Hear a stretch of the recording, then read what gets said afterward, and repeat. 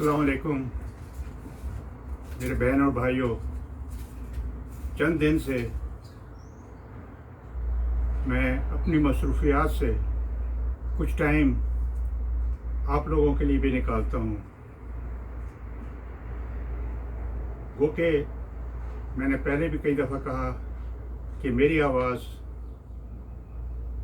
उन लोगों तक है जो मेरी फेसबुक पर हैं या यूट्यूब पर हैं। इसके अलावा मेरी कोई अप्रोच किसी मीडिया तक नहीं है और ना ही हुकूमत में है। लेकिन जब गलत किस्म के काम पाकिस्तान में हों और कानून की बालादस्ती ना हो तो मुझे बाहर रहते हुए अफसोस होता है। आज मैं आपसे कैप्टन सफ्तर की गिरफ्तारी के बारे में बात करूंगा। मैं नहीं समझता कि कैप्टन सफ्तर और एक आम आदमी के दरमियान कोई फ़र्क है। सिर्फ इतना फ़र्क है कि कैप्टन सफ्तर मरियम बीबी का हस्बैंड है और मरियम बीबी का हस्बैंड होने की ये वजह नहीं कि वो कानून से एग्जेंट है। मिस्टर सफ्तर की गिरफ्तारी मैं इसको पॉलिटिकल गेम या पॉलिटिकल ड्रामा कहता हूँ। सियासतदान अक्सर ये काम करते रहते हैं। जब उनकी पॉपुलैरिटी ख़त्म हो तो वो कोई ऐसा ड्रामा करते हैं ताकि वो कुछ अरसा तक मीडिया में रहें और लोग उनके बारे में बातें करते रहें।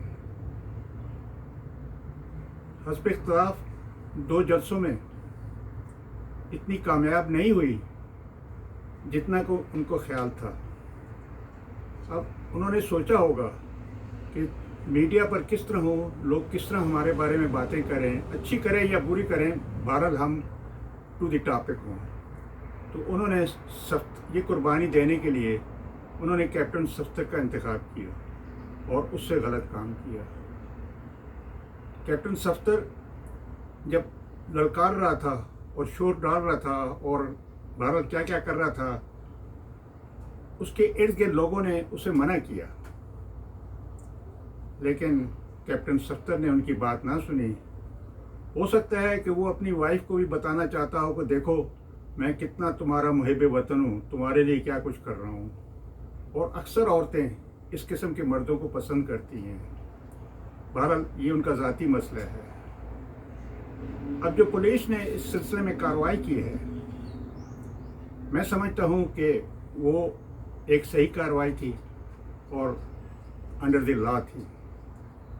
ये सब कुछ होने और रिलीज़ होने के बाद मैंने देखा कि सियासतदान, गवर्नमेंट ऑफिशियल, स्टेट के रिप्रेजेंटेटिव, गवर्नर्स और इस किस्म के लोग बहुत ज़्यादा मुतहर्रिक हो गए हैं और जिसमें हमारे कमांडर साहब भी मसरूफ़ हो गए हैं।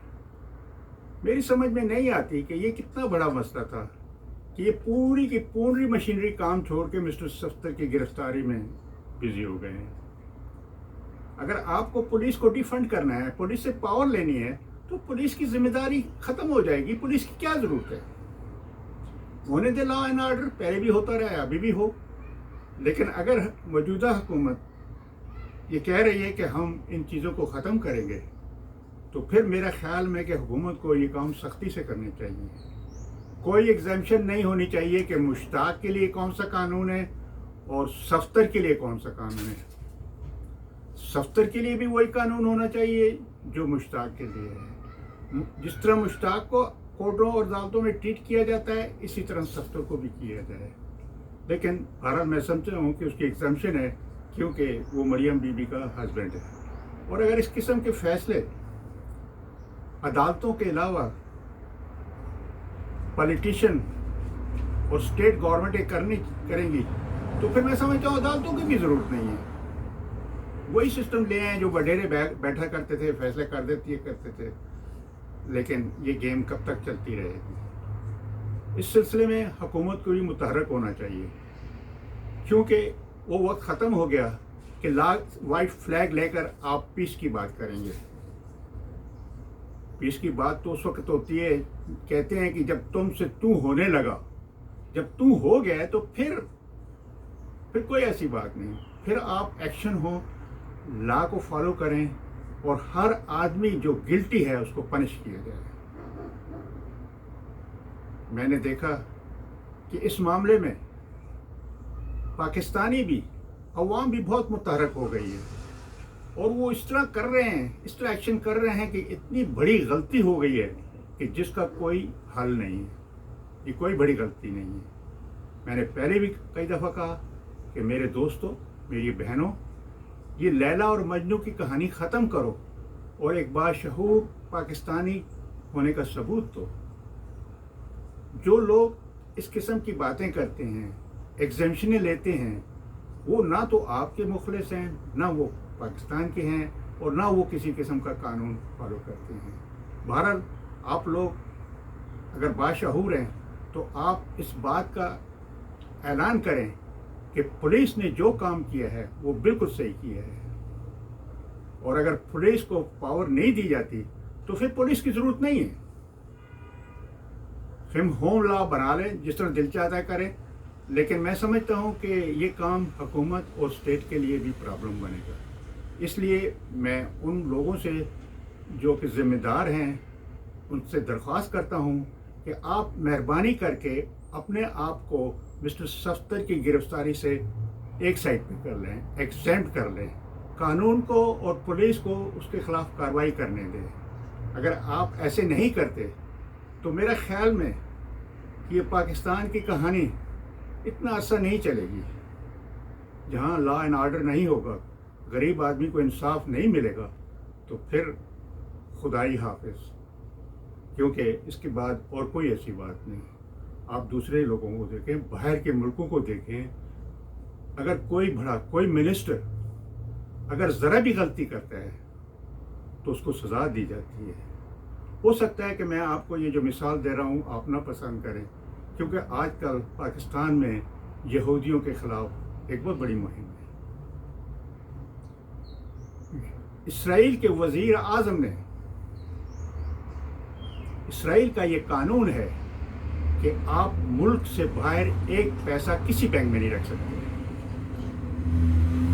اسرائیل کے وزیر اعظم نے، جبکہ یہاں پہ سفیر تھا، اور اس نے کچھ پیسے بینک میں رکھ لیے، 10,000، اور کچھ $50 بھی ہیں اس کے اور اس کی وائف کے۔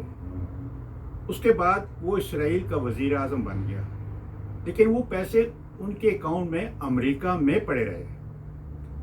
وہ یہاں پر موجودہ وقت کے پریزیڈنٹ کو ملنے کے لیے آئے، اور اس کی وائف نے بینک سے ATM کے تھرو کچھ پیسے نکالے، اور یہ بات اسرائیل کو پتہ پڑی۔ جب وہ واپس کیا تو اس کے اوپر یہ پریشر پڑا کہ تم کو پتہ ہے یہ قانون کہ کوئی اسرائیلی بینک کا ایک پیسہ بھی فارن بینک میں نہیں رکھ سکتا، آپ کے پیسے بینک میں ہیں۔ اس کے خلاف انکوائری شروع ہو گئی، اور آخر اس کو ریزائن کرنا پڑا۔